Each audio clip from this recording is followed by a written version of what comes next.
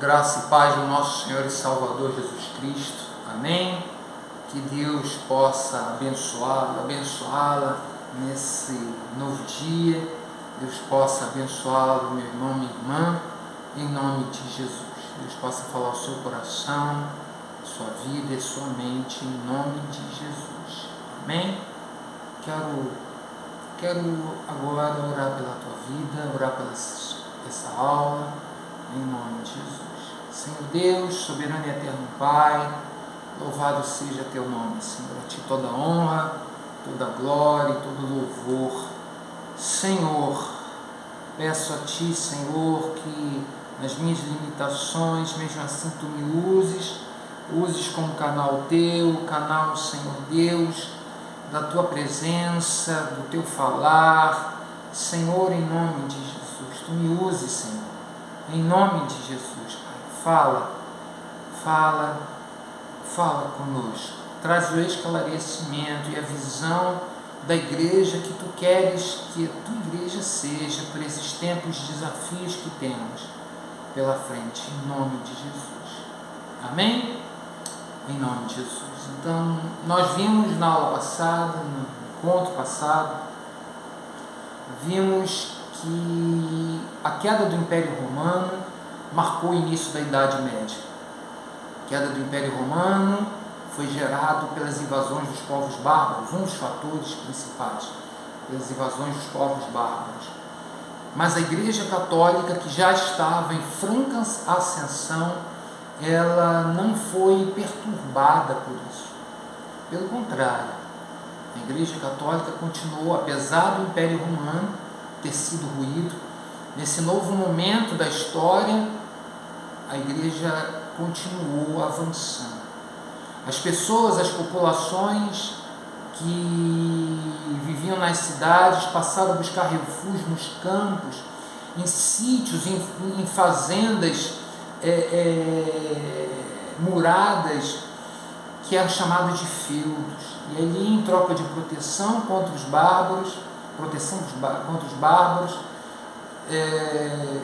em troca apenas de comida e moradia, elas se tornavam servas do senhor feudal.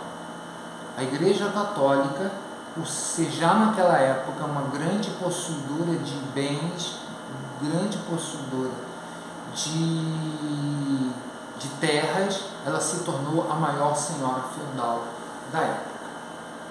Então, a Igreja Católica, ela estabeleceu ali as religiões pagãs trazidas pelos povos bárbaros, eles proliferavam e acabaram tendo esse sincretismo religioso de vários usos e costumes e ideias com os cristãos. Então houve essa visão, essa concepção, essa mistura, e a igreja continuou avançando.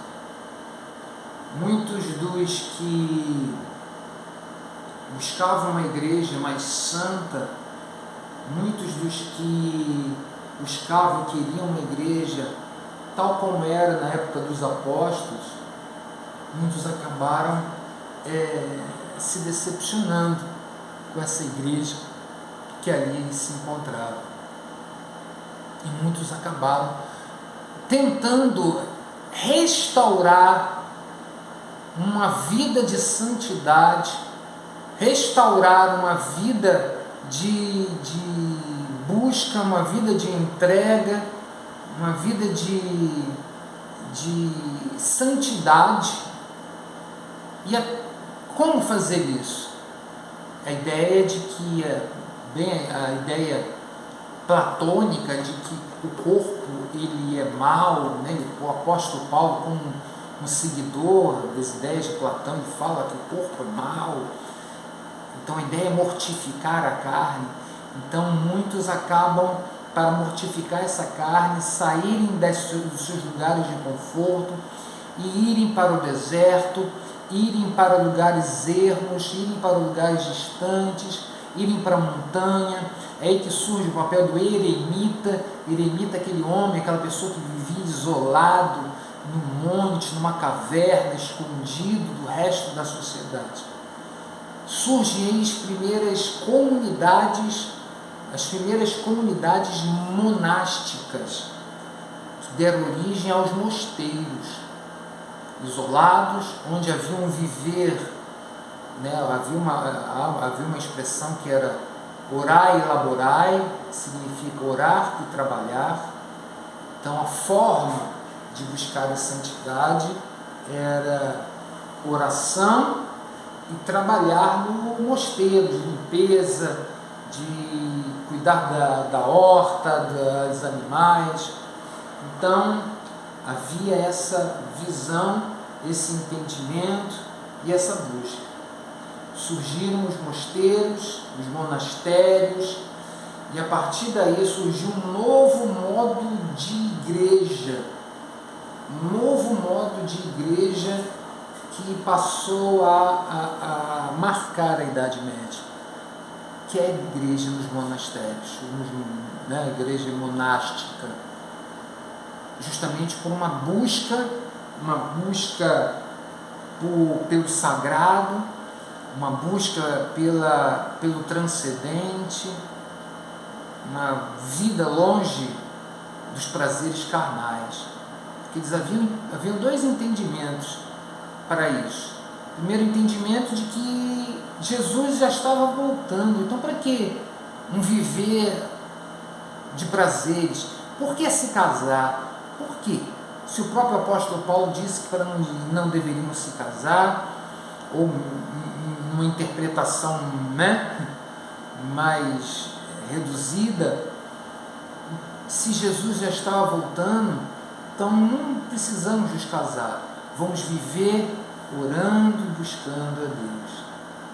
E segundo, era o externo, o motivo externo. Sempre houve no Oriente, em várias culturas ao redor da Europa, a ideia de isolamento, de um grupo que se isola para buscar o sagrado. Os budistas faziam isso, fazem isso até hoje. A religião budista e outras religiões também. Então esses dois motivos impulsionaram com que a ideia de mosteiros, monasticismo se espalhasse pela Europa. Com o passar do tempo, os mosteiros passaram a ser grandes centros culturais. Como assim centros culturais? Toda a vida cultural da época, ela ia para os mosteiros, porque os mosteiros passaram posteriormente numa outro entendimento de que os mosteiros deveriam zelar pela fé cristã. Então, tudo que era escrito, tudo que era pensado, tinha que passar pelo crivo da Igreja Católica, tinha que passar pelo crivo dos mosteiros, dos padres que ali estavam, dos padres que ali viviam, tinham que passar por esse crivo. Não poderia ter um outro tipo de entendimento. Era aquilo. A Igreja Católica pensa desse jeito. Se você pensar de outro jeito, é heresia, então você tem que pagar pelos atos. Posteriormente, para erradicar as ideias heréticas, surge a chamada Santa Inquisição, que de santa não tinha nada, de santa nunca teve nada. A Santa Inquisição era um órgão formado por padres e monges que julgavam aquelas ideias, o modo de vida de uma determinada pessoa, e ao julgar esse modo de vida, ao julgar essa ideia, ao julgar essa literatura, se fossem considerados inimigos da Igreja Católica, as pessoas que estivessem envolvidas eram presas, torturadas até confessarem, depois eram julgadas mediante aquilo que elas haviam confessado, mediante a tortura, e depois eram mortas. Então era algo desgraçado, algo maldito. Então os mosteiros se tornaram assim, grandes bibliotecas, mas que não eram de acesso a todos. Assim como hoje o Vaticano tem a maior biblioteca do mundo. O subsolo do Vaticano tem ali a maior biblioteca do mundo, só que não é de acesso a todos, é só para alguns privilegiados, para que essas ideias não corrompam a alma. Até hoje tem essa ideia, até hoje eles têm essa visão, né? Então, dentro dos mosteiros, criou-se fugindo da ideia inicial de uma vida de santidade, de uma vida de busca por santidade, surgiram aí os mosteiros comunais, onde viviam-se comunitariamente, onde buscavam ajudar os mais pobres, os mais necessitados, dando pão, dando comida. Só que com o passar do tempo, essa ideia de uma igreja que voltaria a ser a mesma igreja de Atos dos Apóstolos, essa ideia se perdeu. E a Igreja Católica exerceu ali seu poder político ao controlar o pensamento, a forma de pensar que as pessoas deveriam ter. Então, seja o poder católico, ele era um poder também ideológico, um poder que extrapolava a questão da fé. Ele ia e buscava a questão do poder político e ideológico também. Se você rompe com o ideológico, o político, a ideia do político, do poder em si, ele acaba se dissolvendo. Por isso que os grandes ditadores, os grandes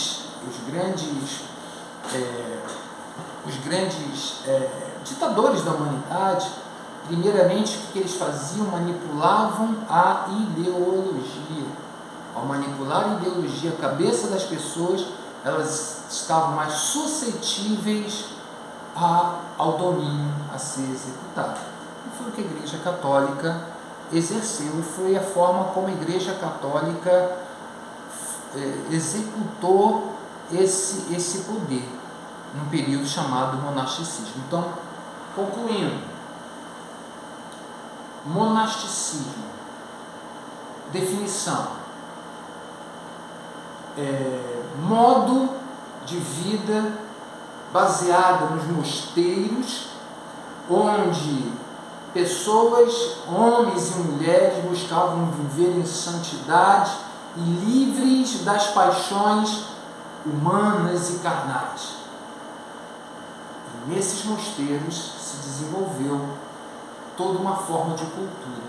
A Europa ainda é muito presente os mosteiros. Alguns mosteiros, para se manter, fazem vinho, azeite, enfim. Então, eles, para se manter economicamente, eles têm uma produção agrícola, né? E para realizar, para ter esse fundo de econômico. Amém até aí? Então, o monasticismo estão relacionados. Tem a ver com mosteiro, convento, é a mesma ideia. Convento é mais para as mulheres, mosteiro para os homens. Mosteiro de São Bento, não sei se alguém já foi aqui, né? Eu ia na época de católico, eu ia no mosteiro de São Bento, que fica ali na região do Porto. Todo domingo de manhã tinha canto gregoriano, uma missa com canto gregoriano que era lindíssima, não sei se ainda tem. Então, era um mosteiro onde os monges ali viviam e ficavam. Amém? Vamos falar agora sobre o papado. Sobre o Papa. A Igreja Católica e os católicos, eles afirmam peripitoriamente que Pedro foi o primeiro Papa.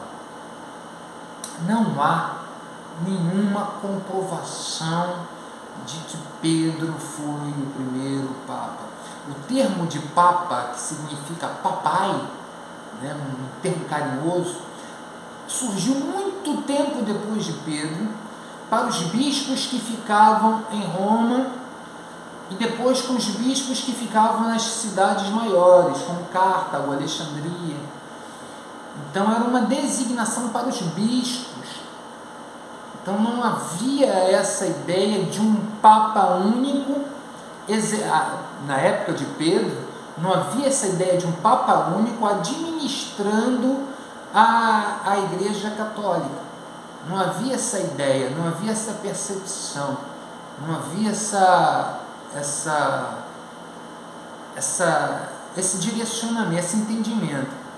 Então só surge séculos mais tarde com um homem chamado Leão I, ou Grande.